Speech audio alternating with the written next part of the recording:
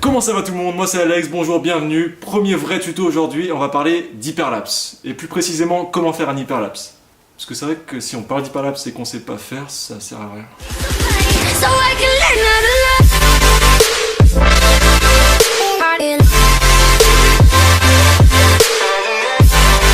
Donc, un hyperlapse c'est quoi? En gros,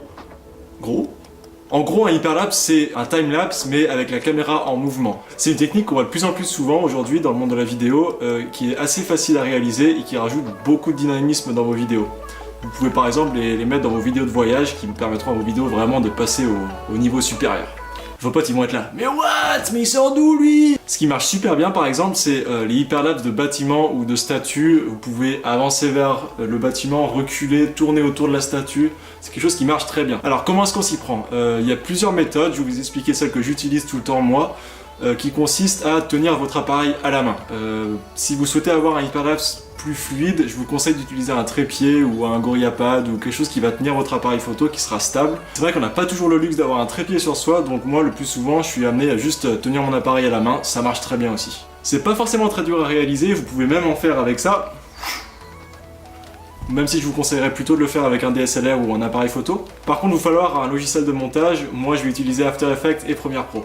Mais tout ça, on verra tout à l'heure en post-prod. Ce que je vous propose pour l'instant, c'est de sortir dans la rue de Lyon, voir mon pote Fabien, faire des hyperlapses. On revient ici, je vous montre la post-prod et vous serez les rois du hyperlapse, croyez-moi.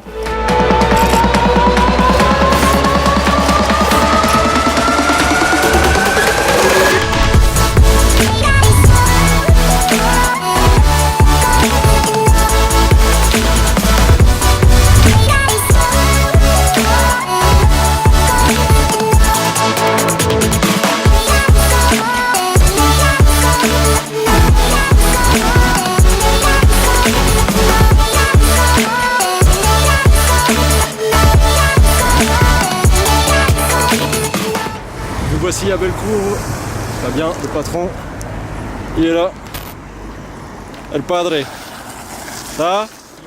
Bon alors première chose à savoir avant de faire l'hyperlapse, c'est bien s'assurer qu'on est en mode manuel. Il faut toujours qu'on soit en mode manuel pour pas qu'il y ait trop de différence entre toutes les images qu'on va prendre. Alors une fois que vous êtes en mode manuel, il faut aller dans le menu et activer le quadrillage, les grilles.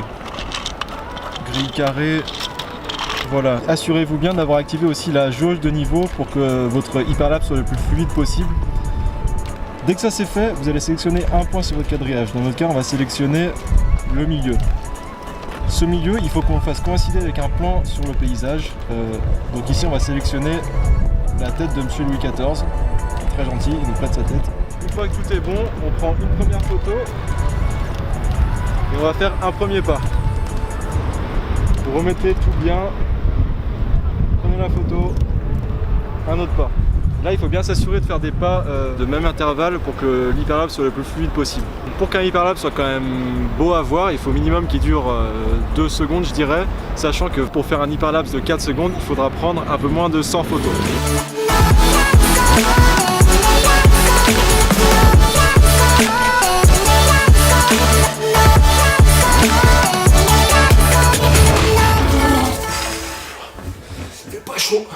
Bon, on a toutes nos images. Maintenant, je vais vous montrer comment on procède sur les logiciels. Comme je vous l'ai dit tout à l'heure, je vais utiliser After Effects et Premiere Pro. Bon, alors la première chose qu'on va faire, c'est ouvrir After Effects.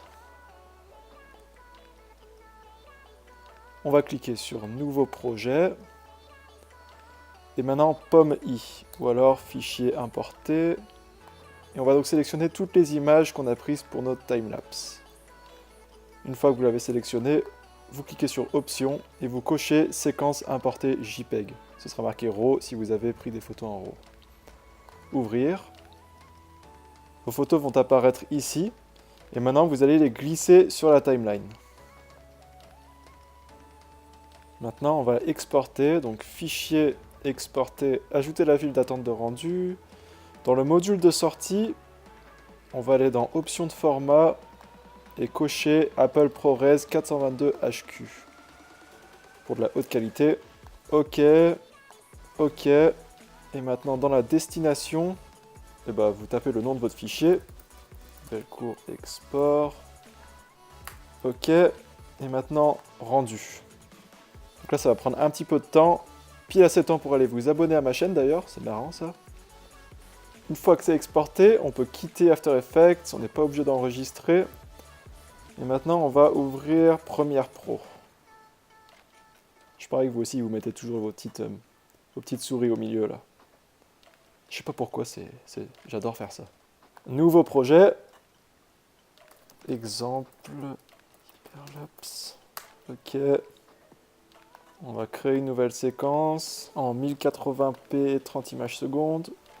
Et maintenant, on va importer notre fichier exporté.